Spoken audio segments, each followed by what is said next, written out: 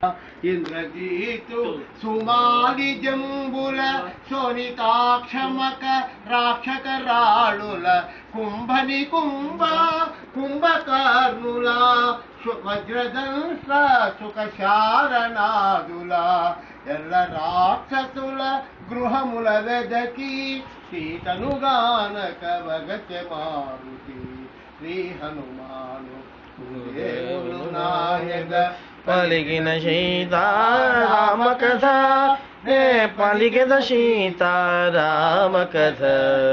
ఎంతమంది రహస్యుడు మంత్రి, ఆయన మంత్రి, రావణాసుడు మంత్రి, మహాపాక్షుడు ఆయన మంత్రి, విరూపాక్షుడు ఆయన కూడా శరాధిపతి, విభీషణుడు అంటే తమ్ముడు రావణుడు, ఇంద్రజిత్ కొడుకు, సుమాలి అని రాక్షసుడు, జంబు, శోణితాక్షుడు, మకరాక్షుడు, కరాలుడు, కుంభుడు, నికుంభుడు, కుంభకర్ణుడు కూడా ఉన్నాయి కదా తమ్ముడు, వజ్రదంశుడు, శుకుడు, శారణాదుడు. ఇందరి ఇళ్ళు అన్నీ కూడా నెమ్మదిగా అన్ని చూసుకుంటూ ఎక్కడైనా చేసుకుని బయలుదేరాడు. పుష్పక విమానం ఉంది రావణాసురుడి దగ్గర. అది మీ మనసులో ఢిల్లీ ఎలా వెళ్ళిపోయి ఢిల్లీలో ఉన్నట్టే లెక్క.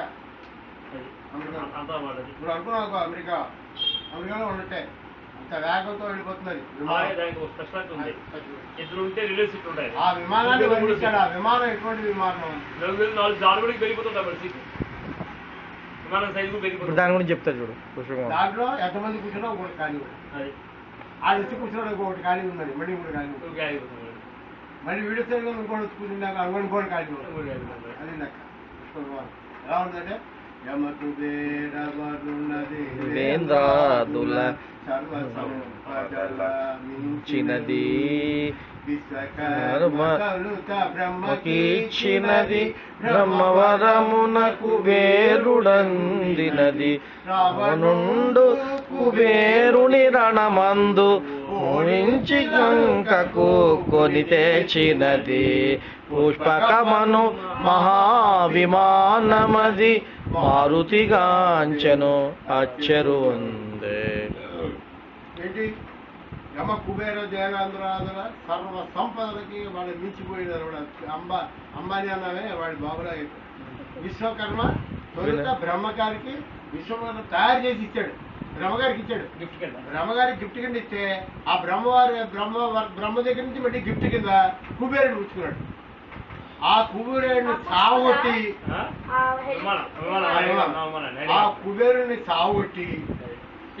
రావణాసురుడు పట్టుకొచ్చి లంకలో పెట్టాడు.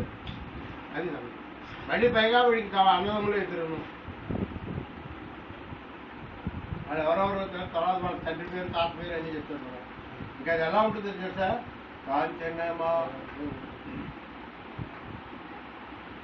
కాంచనచారు మనోహర తేజము జలధర సామ్య మహోన్నత రూపము ఫలపుష్పవన సంకీర్ణ శిఖరము మహోజ్వల బహురత్న శోభితము విశ్వకర్మ విచిత్ర నిర్మితము రావణు గుణగణ బలానురూపము పుష్పకమను మహావిమానమది మారుతిగాంచెను అచ్చెరు వందే.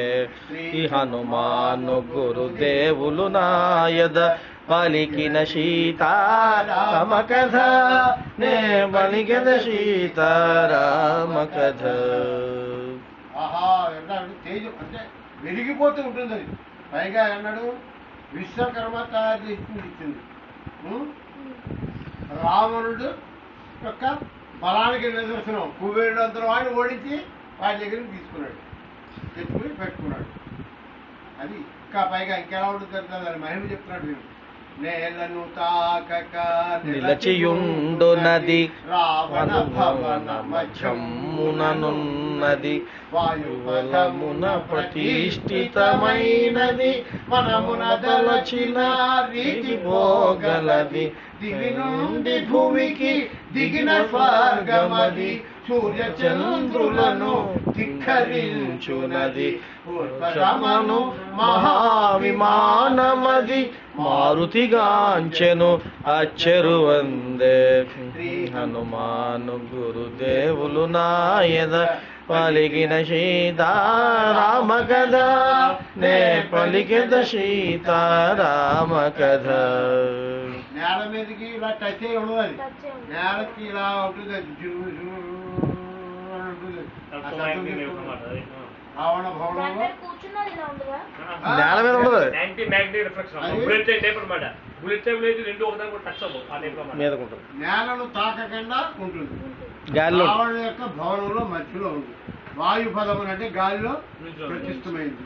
మనం జరిగిన రీతి పోగలది. దాన్ని ఎక్కిపోతుంది. నేను అమెరికా పోవాలంటే అమెరికాలో ఉండిపోతా, క్షణాల్లో వెళ్ళిపోతాను. అది ఇంకా ఇప్పుడు ఆ టెక్నాలజీ ఇంకా రాలేదు. అదేంటంటే వచ్చింది కదా, ఎందుకు రాలేదు? కదా మనం